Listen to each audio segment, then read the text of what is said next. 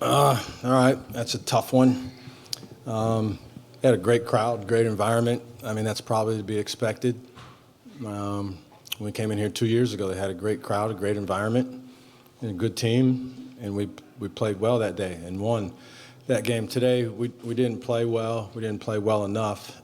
I thought there was one particular stretch in the second half where the lead was at 9 and it went to 20. It seemed like in a blink of an eye.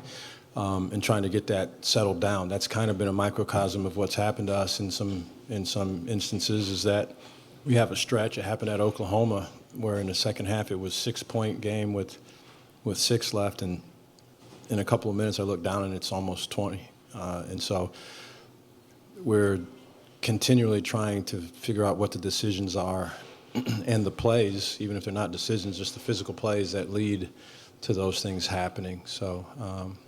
But they did some good things in the second half. I thought we did a good job in the first half defensively. We let a couple guys get away from us. We gave up some easy ones in the second half. They capitalized on that, and then we just weren't able to keep pace offensively. We didn't make shots. We didn't have guys that performed particularly well. Not to take anything away at all from what they did defensively, but we had some guys that did not perform particularly well, and that makes it hard at this level, period. But you come into a place like this, a couple of guys got to feel like they had it going, and it was their day offensively, and we didn't have guys doing that.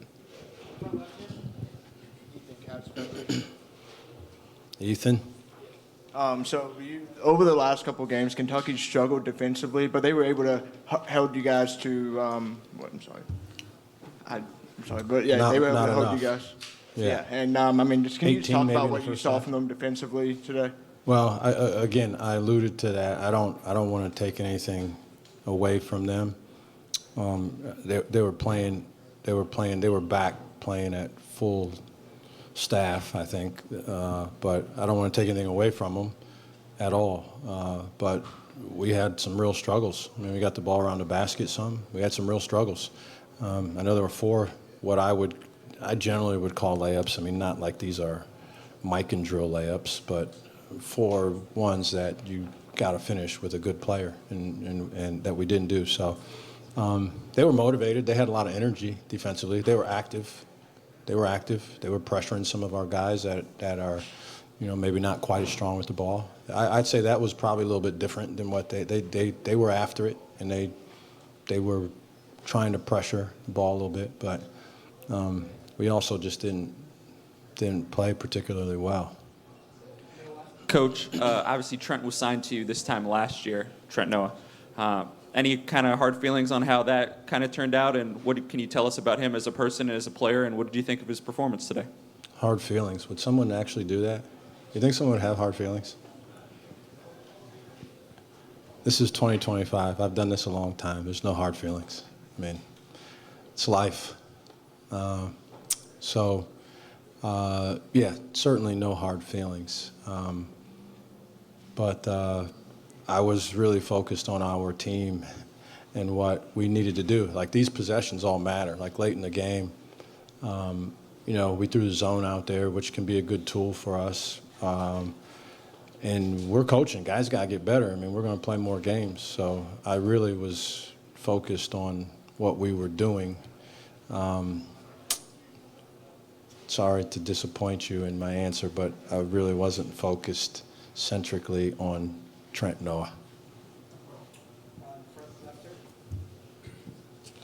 They obviously did not have Lamont Butler for the last 3 games. He was limited before that. Just how much does he change the dynamic and trying to prepare both for him and then maybe not knowing whether they're going to have him or not? Well, I assumed they were going to play him. I mean, there's unavailable is the only one that I really pay a whole lot of attention to, right? I mean, game time. This is just my own opinion on these. It's more critical of these titles that we give these things, like game day decision. I don't know. I've been in college.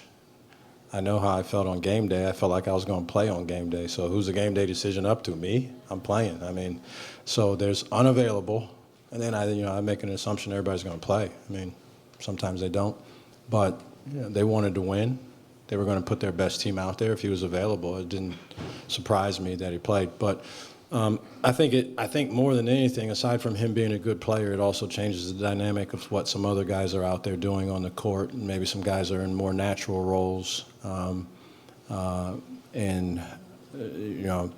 Excuse me.